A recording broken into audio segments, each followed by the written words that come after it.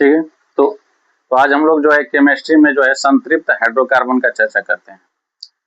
संतृप्त हाइड्रोकार्बन वही होता है जिसमें कार्बन कार्बन के बीच जो है सिंगल बॉन्ड होता है। ठीक है, कार्बन कार्बन के बीच सिंगल बॉन्ड होता है। तो संतृप्त हाइड्रोकार्बन में पहला लेते हैं एल्केन। एल्केन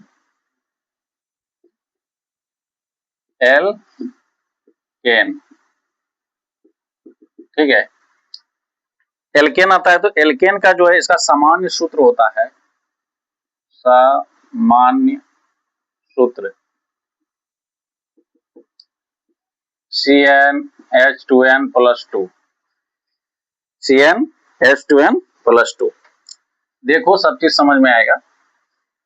एल्केन का सामान्य सूत्र क्या होता है? CnH2n+2। ये नीचे में H के नीचे, ये भी N जो है C के नीचे है।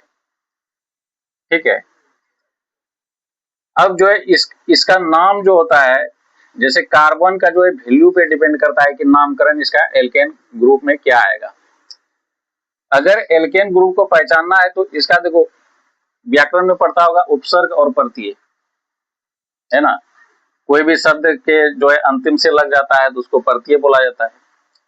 तो एल्केन ग्रुप में जो नामकरण जो होता है, नामकरण अगर बात करें तो इसके प्रत्यय के रूप में एन जोड़ा जाता है। प्रत्यय के रूप में, प्रत्यय के रूप में एन मतलब ANE जोड़ा जाता है, जोड़ा जाता है, जोड़ा जाता है। ठीक, और अगर यहाँ पे कार्बन का वैल्यू के बारे में कि नाम जो है किसके अनुसार से होता है? कार्बन के वैल्यू के अनुसार से होता है। जैसे अगर एक कार्बन रहेगा तो उसके लिए नाम यहाँ इस्तेमाल करेंगे मीथ, मीथ। ठीक है, उसके बाद जो है ईथ, EATH, ईथ। तीसरा के लिए प्रोप, ब्यूट। चौथा के लिए, पांचवा के लिए पेंट, पांचवा के लिए पेंट, और छठा के लिए हेक्स, सातवां के लिए हेप्ट, हेप्ट, आठवां के लिए ऑक्ट, दसवां के लिए नन, नौवां के लिए नन, दसवां के लिए डेक, डेक। ठीक है, अभी आएगा समझ में क्या बोल रहे हैं, देखो खाली ध्यान से। तो meth, eth, prop, but, pent, hex, hept, oct, non, dec, ऐसे करके याद कर लेना है। इसका मतलब एक हुआ पहला नंबर, दूसरा, तीसरा, चौथा, पांचवा, छठा, सातवां, आठवां, नौवां, दसवां, ये याद कर लेना। ये तो हर हाल में याद होना चाहिए, मोस्ट इंपोर्टेंट है ये। ठीक, अब क्या इसमें बताए कि एल्केन ग्रुप का अगर बात करेंगे तो कार्बन अर्थात N का मान अगर 1 लेंगे, N का मान 1 लेंगे, ठीक है, N का मान अगर 1 लेंगे तो इसका मतलब क्या हुआ कि इस फॉर्मूला में 1 बैठाओगे तो क्या निकलेगा, यहां लिखो जब N बराबर 1 लेंगे तो C1 हो जाएगा, N के जगह 1 हो जाएगा, H2N के जगह 1 +2, तो क्या निकल के आया यहाँ C1 लिखा नहीं जाएगा, H 2 गुना 1 2 2 4, तो CH4, CH4। अब जो है यहाँ कार्बन का मान 1 हुआ ना, N का मान 1 लिए, 1 के लिए जो है क्या होगा मीथ, तुमको पता है कि 1 के लिए मीथ, तो यहाँ पे जो है मीथ है, ऐसे करके लिख देगा। क्योंकि ये जो है कौन सा फॉर्मूला लिया है, एल्केन ग्रुप का, एल्केन। इसमें इसका नामकरण में प्रत्यय के रूप में क्या लगता है, एन, तो मीथ में एन जोड़ दो, ANE, ये क्या हो गया मीथेन, अर्थात मीथेन का सूत्र हो गया CH4। समझ में आया?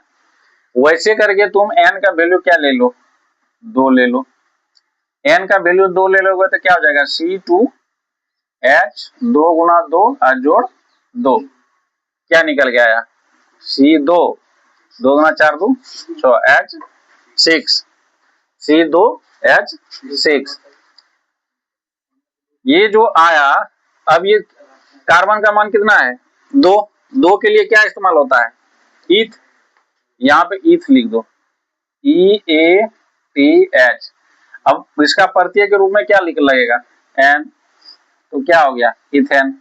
कोई पूछेगा इथेन का सूत्र क्या होता है C2H6। ऐसे याद रखना है कि इथेन मतलब ईथ 2, ईथ 2, एन प्रत्यय लिखा है मतलब एल्केन ग्रुप है तो 2 रखेंगे C2, उसका दुगुना कर देंगे 2 जोड़ देंगे, 2 गुना 4 2 6 H6 बोल देंगे C2H6। पता है समझ। वैसे करके कोई भी अब ले सकते हो। अगर मान के चलो तुमको ब्यूट ब्यूट चौथा लेना है तो यहाँ पे क्या हो जाएगा C4 H का 4 का दुगुना करके 2 जोड़ दो, 4 दूना 8 2 10, मतलब ये ब्यूटेन हुआ। ये क्या हुआ ब्यूटेन, ब्यूटेन। कोई भी चीज लो, जैसे मान के चलो यहाँ 3 लोग है तो C3 इसका दुगुना करके 2 जोड़ दो, 3 दूना 6 2 8, मतलब H8 हुआ C3H8। ये किसको क्या बोला जाएगा प्रोपेन, प्रोपेन। ये हिंदी में भी लिख सकते हो, ये सेम है, हिंदी में लिखो इंग्लिश में लिखो। बात आया समझ में। ये है एल्केन ग्रुप। अब तुम लोगों को क्या करना है एक तरफ से, जैसे एन का 1 लिए 2 लिए वैसे करके 3 4 5 6 सारा लिखोगे तो सारा यहाँ टेकन तक लिख दोगे ना, समझ में आया।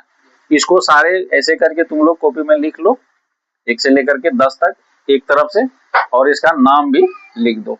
तो ये हो गया तुम्हारा एल्केन ग्रुप। बात आया समझ में। फिर जो है इसके बाद जो आएगा उसको फिर से बताएंगे।